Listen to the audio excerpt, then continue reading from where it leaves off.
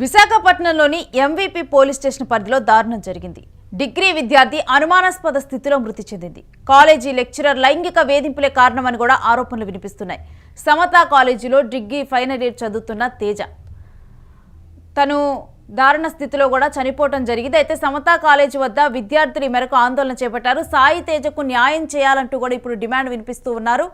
ఇటు సాయి తేజ వాట్సాప్ మెసేజ్లు ఒకటి కూడా వైరల్ అవుతూ ఉన్నాయి. అవి మనం యూటీవీ స్క్రీన్ మీద కూడా మనం చూస్తున్నాము. ఆ లెక్చరర్ ఎవరైతే లెక్చరర్ వేధింపులకు గురి చేశారని చెబుతూ ఉన్నారో తనకి అదేవిధంగా స్టూడెంట్ విద్యార్థి ఎవరైతే మృతి చెందాడో సాయి తేజ వీళ్ళిద్దరి మధ్య జరిగినటువంటి చాటింగ్లు కొన్ని కూడా వైరల్ అవుతూ ఉన్నాయి. మనం చూస్తూ ఉన్నాం స్క్రీన్ మీద కూడా. మనం అటు లెక్చరర్కి అదేవిధంగా సాయి తేజకి మధ్య జరిగినటువంటి కాన్వర్జేషన్ కొన్ని ఇప్పుడు వైరల్ అవుతూ ఉన్నాయి.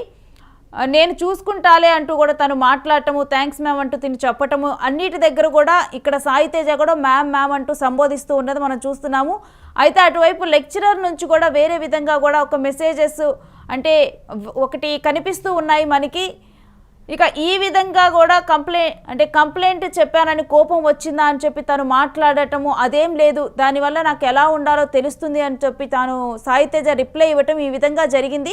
అయితే వీళ్ళిద్దరి మధ్య కూడా గత కొన్ని రోజులుగా కూడా కొంతకాలంగా కూడా కాన్వర్జేషన్స్ అయితే రన్ అయ్యాయి. ఎక్కడా కూడా మనకి సాయి తేజ నుంచి అయితే థ్యాంక్స్ మ్యామ్ అంటూనే, ఎక్కడా కూడా మేడం అంటూనే తను సంబోధిస్తూ ఉన్నవి మనకి కనిపిస్తూ ఉన్నాయి.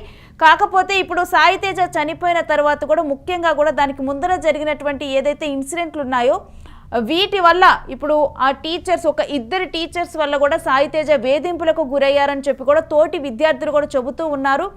ముఖ్యంగా కూడా డిగ్రీ ఫైనల్ ఇయర్ చదువుతున్నాడు సాయి తేజ. అయితే డిగ్రీ ఫైనల్ ఇయర్ చదువుతున్నప్పుడు వీళ్ళకి రికార్డులు అనేవి ఉంటాయి. ఆ రికార్డులు రాసిన క్రమంలో కూడా ప్రతిసారి సాయి తేజ తన రికార్డును తీసుకొని వెళ్ళటము, దీంట్లో తప్పులు ఉన్నాయని చెప్పి ఆ టీచర్ చెప్పటము, మరలా కూడా వెనక్కి రావటము, వెనక్కి వచ్చి లెక్చరర్ చెప్పిన విధంగా కూడా కరెక్ట్ చేసుకొని తాను మరలా వెళ్ళటము, మరలా కూడా లెక్చరరు లేదు తప్పులు ఉన్నాయంటూ కూడా ఈ విధంగా వెనక్కి తిప్పి పంపించడం జరిగింది.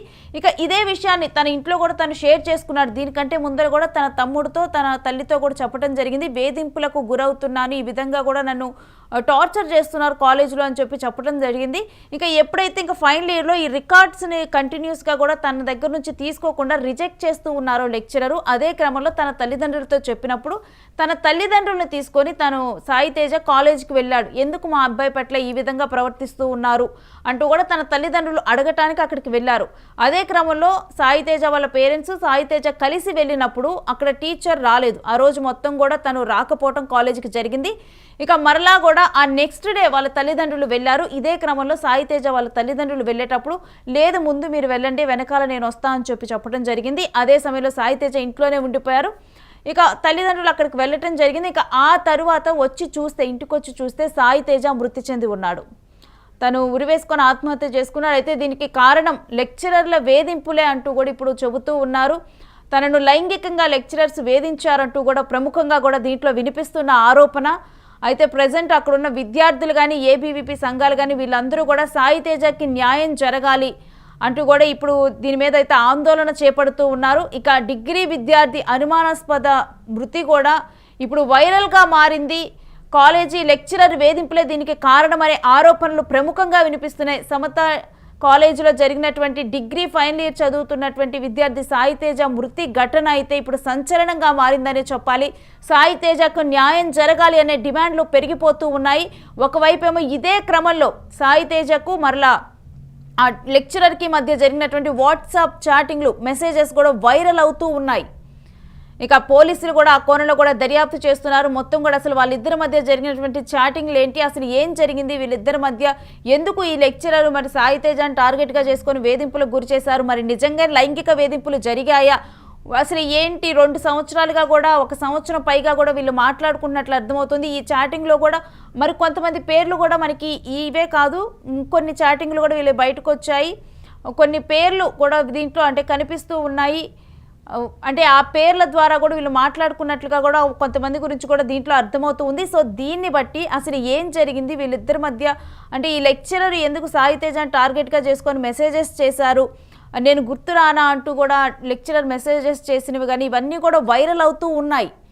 ఇక ఈ చాటింగ్ మొత్తం కూడా పోలీసులు క్షుణ్ణంగా పరిశీలిస్తున్నారు. అసలు ఏం జరిగింది ఏంటనేది కూడా మొత్తం కూడా దర్యాప్తు ద్వారానైతే మొత్తం కూడా సాయి తేజ విషయంలో ఏం జరిగింది అనే అంశాన్ని అయితే అసలు మరి లెక్చరర్ తప్ప, మొత్తం కూడా లెక్చరర్దే తప్పు ఉందా, ఏం జరిగింది అనే కోణంలో ఇప్పుడు దర్యాప్తు కొనసాగించి ఈ విషయం మొత్తం కూడా ఒక కొలిక్కి తెచ్చేందుకు పోలీసులు ప్రయత్నాలు కొనసాగిస్తూ ఉన్నారు. ఇక ఈ లోపే కాలేజీలో విద్యార్థినులు ఎవరైతే ఇటు సాయి తేజతో పాటు కలిసి చదువుకున్న విద్యార్థులు ఉన్నారో వారందరూ కూడా ఆందోళన చేస్తూ ఉన్నారు. సాయి తేజకి ఇప్పుడు న్యాయం జరగాలి అంటూ కూడా వారందరూ డిమాండ్ వినిపిస్తూ ఉన్నారు. అందుకు గాను ఆందోళనలు కూడా చేపడుతూ ఉన్నారు వాళ్ళు.